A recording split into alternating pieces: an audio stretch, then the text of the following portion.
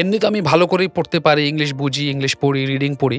But exam হলে গিয়ে দেখি যে আমার স্পিডটা কমে গেছে। এক্সাম প্রেশারের কারণে অনেক সময় জিনিসটা হয়। সো আপনি যেটা বললেন যে এক্সাম প্রেশারের কারণে এটা মেইনলি হয়, that's true, that's very true. আমরা নরমালি যে ধরনের ইনফরমেশন পড়ি, আমরা নরমালি যে ধরনের লেখা পড়ি, আমরা কিন্তু IELTS এ ঠিক একভাবে পড়ি না। কারণ আমাদের এখানে গোল থাকে হচ্ছে টু আনসার দ্য কোয়েশ্চেনস। আসসালামু আলাইকুম। আমি হুজাইফা আব্দুল্লাহ, একাডেমিক লিড এট পাই ইন্টারন্যাশনাল এডুকেশন। আজকে আমরা অনেকগুলা IELTS এর প্রবলেমস যেগুলা স্টুডেন্টরা সাধারণত ফেস করে এগুলোর ব্যাপারে কথা বলবো। আমার সাথে আছেন আদিব ভাইয়া। আদিব ভাইয়া is our senior faculty member at pi international education. He has got years and years of experience and helping students reach their goals of IELTS. So আমাদের কাছে একটা কোয়েশ্চেন এসেছে যে এমনি তো আমি ভালো করেই পড়তে পারি, ইংলিশ বুঝি, ইংলিশ পড়ি, রিডিং পড়ি। বাট এক্সাম হলে গিয়ে দেখি যে আমার স্পিডটা কমে গেছে। আমি আগে যদি ৫ মিনিটে ১ পেজ শেষ করতে পারতাম, এক্সাম হলে গিয়ে মনে হচ্ছে যে ১০ মিনিট বা ১৫ মিনিট লাগতেছে। এক্সাম প্রেশারের কারণে অনেক সময় জিনিসটা হয়। But is there any other way যেটা ইউজ করে স্টুডেন্টরা এটা থেকে বের হয়ে আসতে পারবে? সো আপনি যেটা বললেন যে এক্সাম প্রেশারের কারণে এটা মেইনলি হয়, that's true, that's very true. এখানে আরেকটা ফ্যাক্টর যেটা কাজ করে সেটা হচ্ছে স্টুডেন্টরা, যেটা আপনি এক্সাম্পল দিলেন যে তারা যখন বাসায় পড়ছে তারা তখন অনেক দ্রুত পড়তে পারছে। আমরা নরমালি যে ধরনের ইনফরমেশন পড়ি, আমরা নরমালি যে ধরনের লেখা পড়ি, আমরা কিন্তু IELTS এ ঠিক একভাবে পড়ি না। কারণ আমাদের এখানে গোল থাকে হচ্ছে টু আনসার দ্য কোয়েশ্চেনস। তো আমাদের কিন্তু পড়ার সময় IELTS এ সবকিছু পড়ে বোঝার কোনো দরকার নেই। আমাদের বুঝতে হবে হচ্ছে কোয়েশ্চেন এর আনসারটা আসলে কি। তো এইজন্য আমরা যদি ইফেক্টিভলি কোয়েশ্চেন বুঝে আনসারটাকে লোকেট করতে পারি, অ্যান্ড আমরা যদি কোয়েশ্চেনটা আনসার করতে পারি, তাহলে কিন্তু আমাদের কাজ হয়ে যাচ্ছে। IELTS আমাদেরকে কখনোই জিজ্ঞেস করবে না যে, "এই প্যাসেজটা কি বলছে? আমাকে শর্ট করে এক্সপ্লেইন করো।" সো পুরো প্যাসেজ বোঝার কিন্তু আল্টিমেটলি আমাদের দরকার নেই। তো যার জন্য স্টুডেন্টদেরকে এটা মাথায় রাখতে হবে যে, "When we are solving the passages, there is no need to understand everything." কোয়েশ্চেনগুলোর আনসার বের করাটাই হচ্ছে মেইন কথা।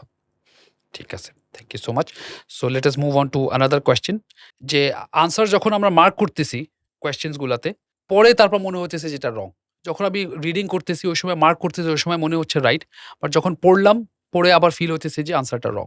সো ওই ক্ষেত্রে কি হয় তখন আমি রাইট রং করতে, করতে আমার টাইম শেষ হয়ে যাচ্ছে। At the end of the day মার্কসও ভালো পাচ্ছি না। অনেকগুলা রং আসতেছে, অনেকগুলা বেশিরভাগ রং আসতেছে। অনেক সময় এটাও দেখা যাচ্ছে যে আগে যেটা রাইট দিয়েছিলাম ওটা কেটে রং করছি ওটাই রাইট ছিল।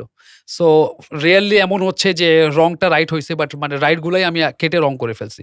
সো এটার কি একটা সলিউশন হতে পারে? যখনই আমরা একটা কোয়েশ্চেনের আনসার বের করলাম, আমাদের কিন্তু অলরেডি টাইম একটা চলে গিয়েছে। আমরা এখন কনফিউজ এটা কি আসলে আনসার হবে? আমি এটা আরেকবার পড়লাম। আমার কিন্তু আরেকবার টাইম যাচ্ছে। এক্সাক্টলি সেম অ্যামাউন্ট অফ টাইমই যাচ্ছে এবং ক্ষেত্র বিশেষে একটু বেশি যাবে কারণ আমি কনফিউজড।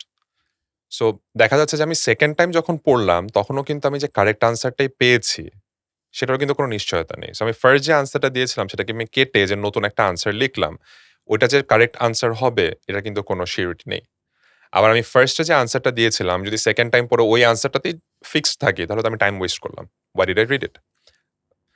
সো এখানে স্টুডেন্টদেরকে যেটা খেয়াল রাখতে হবে সেটা হচ্ছে আমরা যখন একটা কোয়েশ্চেন এর আনসার বের করে ফেলেছি, সামনে যাওয়ার সময় যদি আমাদের কোনো ধরনের কনফিউশন ক্রিয়েট না হয়, যে টেক্সটে এভিডেন্স আছে যে আমি যে আনসারটা দিয়েছিলাম that might not be true, তখন আমাদেরকে ওইটা সলভ করার চেষ্টা করতে হবে আরেকবার, বা এটা ফিক্স করার চেষ্টা করতে হবে, আরেকবার পড়ে দেখতে হবে। এরকম কোনো ইন্ডিকেশন যদি আমরা না পাই, we have to move on.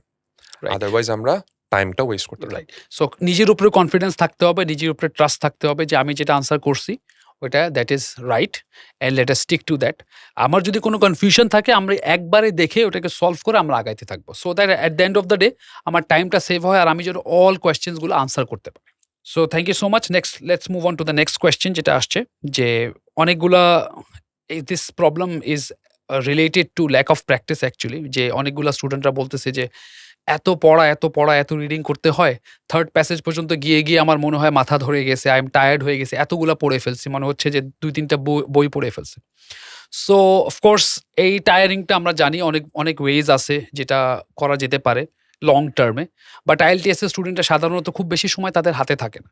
So এখন শর্ট টাইমের ভিতরে এটারে কিভাবে এই সলিউশনটা আসতে পারে?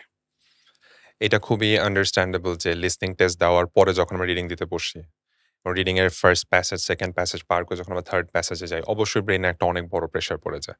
স্পেশালি সামনে কম্পিউটার বেস টেস্ট চলে আসছে, সবগুলো কম্পিউটার বেস টেস্ট হয়ে যাবে। কম্পিউটার স্ক্রিনের দিকে এতক্ষণ তাকিয়ে থাকা, দ্যাটস অলসো ভেরি চ্যালেঞ্জিং।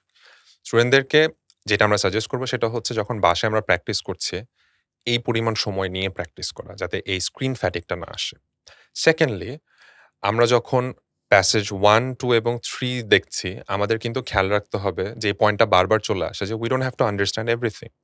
আমরা যখন সিলেক্টিভ রিডিং করতে পারবো, যে ইনফরমেশনটুকু আমাদের দরকার শুধু অতটুকুই আমরা পড়বো এবং যতটুকু আমাদের দরকার নেই we are going to skip that, or আমরা পড়ে যাব বাট ফোকাস দিব না, বোঝার চেষ্টা করব না, আমাদের কিন্তু নিজেদের মেন্টাল প্রেশারটাও কম পড়বে। অ্যান্ড প্যাসেজ 3 তে গেলে যেটা আমি স্টুডেন্টদেরকে সাজেস্ট করি যে focus on the questions that you are comfortable with. যে কোয়েশ্চেনগুলোতে আমরা একটু ভয় পাচ্ছি, ফর এক্সাম্পল অনেক স্টুডেন্টই ম্যাচিং হেডিংকে ভয় পায়, অনেক স্টুডেন্ট ট্রু ফলস নট গিভেনকে ভয় পায়, সেগুলো পরে হাত দেওয়া যাতে স্ট্রেসটা একটু কম আসে। রাইট, এটা একটা খুব ভালো একটা স্ট্র্যাটেজি। সেটা হচ্ছে যে আমি আমার কনফিডেন্সটা যেখানে ভালো জিনিস যেটা পারি আমি ওটার কনফিডেন্সটা I can take in to the parts which I am a little bit comparatively weaker on. So এটার কারণে কি হবে, তখন আমরা কনফিডেন্ট ফ্যাক্টরটা থাকলে আমার টাইম ওয়েস্টেজটা কমে যাবে। So I will be confident about the answers. আমাকে একটা আনসারটাকে বারবার ২ বার ৩ বার চেক করতে হবে না। So this is a very good way যে আমরা যদি কনফিডেন্স নিয়ে রাখি, আমরা যদি এগুলা রাখি যে আমরা যেগুলাতে কম পারি ওগুলাতে পরে ফোকাস করব, যেগুলা বেশি পারি বা যেগুলাতে বেশি কনফিডেন্ট আছি ওগুলাতে আগে কাজ করব। সো এটাই হচ্ছে আমাদের একটা good way of managing the stress or time as far age tiredness is concerned for going till passage 3। So let us move on to the next question. সেটা হচ্ছে যে যখন আমরা ফিল ইন দ্য ব্ল্যাঙ্কস দেখতেছি, fill in the blanks দেখার সময় আমার মনে হয় যে আমার গ্রামারটা ভুল হচ্ছে বা this again can be acceptable, কারণ আমরা আমাদের usually students from Bangladesh face a severe challenge because of গ্রামারের কারণেই কিন্তু অনেক সময় আমাদের টার্গেটেড স্কোরটা আসতেছে না। মেবি আইডিয়া আছে, স্ট্রাকচার আছে, বাট গ্রামারের কারণে অনেকগুলো এফেক্টেড হয়ে যায়। সো আমরা আমাদের এখানে we at pi also have some grammar courses, যেখানে আমরা ভোকাবুলারি, প্রোনাউন্সিয়েশন, টেন্সেস এগুলো নিয়ে কাজ করি। But specifically for IELTS, how can this problem be solved? Fill in the blanks যখন কোয়েশ্চেন রিডিং এ আমরা আনসার করছি তখন স্টুডেন্টদের মধ্যে একটা কনফিউশন চলে আসতে পারে যে এখানে আসলে গ্রামাটিক্যালি যে আনসারটা আমি লিখবো সেটা কোন ফর্মে থাকবে। তো এখানে একটা ইম্পর্টেন্ট ব্যাপার হচ্ছে IELTS রিডিং এর যে fill in the blanks question, এগুলোর গ্রামাটিক্যাল ফর্ম কিন্তু কখনো আমাদের চেঞ্জ করতে হয় না। প্যাসেজে এক্স্যাক্টলি যে ওয়ার্ডটা আছে আমরা সেটাই লিখবো। ওখানে যদি আইএনজি সহ থাকে আমরা আইএনজি সহ লিখবো, ওখানে যদি এস সহ থাকে আমরা এস সহ লিখবো। যেটা আমাদের দরকার আইডেন্টিফাই করা, কোয়েশ্চেন পড়ার সময় ব্ল্যাঙ্কের আগের এবং পরের শব্দগুলো থেকে বোঝার চেষ্টা করা যে এই ব্ল্যাঙ্কে যে ওয়ার্ডটা বসবে সেটা কি ধরনের ওয়ার্ড, অ্যাজ ইন এটা পার্টস অফ স্পিচটা কি, is it a noun, is it an adverb, or are we looking for a verb. তাহলে কিন্তু আমরা যখন প্যাসেজে যাব আমরা কিন্তু অন্যান্য শব্দের উপর আর ফোকাস দিব না। যখন আমরা একটা নাউন চাচ্ছি তখন কিন্তু আমাদের ভার্বগুলো বোঝার দরকার নেই। তখন স্টুডেন্টদের এই যে গ্রামার রিলেটেড যে কনফিউশনটা সেটা কিন্তু তারা অ্যাভয়েড করতে পারে। সো আমাদেরকে অ্যাজ আদিব ভাই রাইটলি সেড, আগের এবং পরের ওয়ার্ডগুলোতে ফোকাস করতে হবে। ওইটার উপরে বেস করে আমরা আমাদের ফিল ইন দ্য ব্ল্যাঙ্কস এর আনসারসগুলো পেয়ে যেতে পারবো। সো আজকের রিডিং এর জন্য আমাদের আরেকটা কোয়েশ্চেন রয়ে গেছে, যেটার আমরা আনসার কোয়েশ্চেন করতেছি। সেটা হচ্ছে যে আমার অনেক কনফিউশন হয় যে টেক্সটে যে কোয়েশ্চেনগুলো থাকে বা টেক্সটে যে ওয়ার্ডগুলো আছে এটার সাথে আমি ম্যাচ করাইতে পারি না। সো যখন আমি ম্যাচ করার চেষ্টা করি আমি কনফিউজড হয়ে যাচ্ছি। সো এই কনফিউশনটা আমরা কিভাবে এড়িয়ে চলতে পারি? স্টুডেন্টরা এখানে যে একটা ভুল করে সেটা হচ্ছে ওরা ওয়ার্ড ম্যাচিং এর চেষ্টা করে। কোয়েশ্চেনে যে ওয়ার্ডগুলো আমরা দেখছি, IELTS কিন্তু যেভাবে প্যাসেজটা সাজায় বা যেভাবে কোয়েশ্চেনগুলো করে আমরা কিন্তু সেম ওয়ার্ডসগুলো পাবো না বেশিরভাগ ক্ষেত্রে।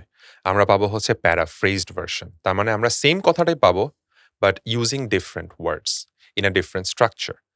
তার মানে মিনিংটা সেম থাকবে কিন্তু ওয়ার্ডসগুলো বদলে যাবে। সো আমাদের যেটা করতে হবে, আমরা স্টুডেন্টদেরকে যেটা বলি সেটা হচ্ছে do not match the words, try to match the meaning. কোয়েশ্চেনে যেটা বলতে চেয়েছে আমরা ওইটার সাথে প্যাসেজকে ম্যাচ করার চেষ্টা করব, নট এক্স্যাক্টলি কোয়েশ্চেনে যে ওয়ার্ডটা আছে সেই ওয়ার্ডটা। বাট অবভিয়াসলি কিছু কিছু ওয়ার্ড আছে যেগুলো আমরা প্যাসেজে ডাইরেক্টলি পাবো, যেমন কারো নাম, কোনো জায়গার নাম, কোনো শাল, এটা আমরা প্যাসেজে হুবহু পাবো। এগুলো ম্যাচ করা ইজি। কঠিন হয়ে যায় যখন আমরা কোনো ভার্ব ম্যাচ করার চেষ্টা করছি, কোনো অ্যাডজেক্টিভ ম্যাচ করার চেষ্টা করছি, কোনো মোটিভেশন বা এই ধরনের যে নাউনগুলো আছে আমাদের কিন্তু প্যাসেজে সেটার মিনিং সেম এই ধরনের ওয়ার্ড খুঁজতে হবে, not exact word, not the same exact word. Right. So যারা এক্সাক্ট ওয়ার্ড খোঁজার চেষ্টা করবে তারা খুঁজতেই থাকবে, আনসার পাবে না। সো আমাদেরকে অবশ্যই মনে রাখতে হবে যে meaning is more important than actual looking for the exact words right there. ঠিক আছে? Thank you so much for your time. আপনাদের যদি স্টিল কোনো কোয়েশ্চেন্স থাকে অবশ্যই আমাদেরকে জানাবেন। আমরা চেষ্টা করব আপনাদেরকে হেল্প করার জন্য, আপনাদের স্কোরটা ইমপ্রুভ করার জন্য। Thank you so much.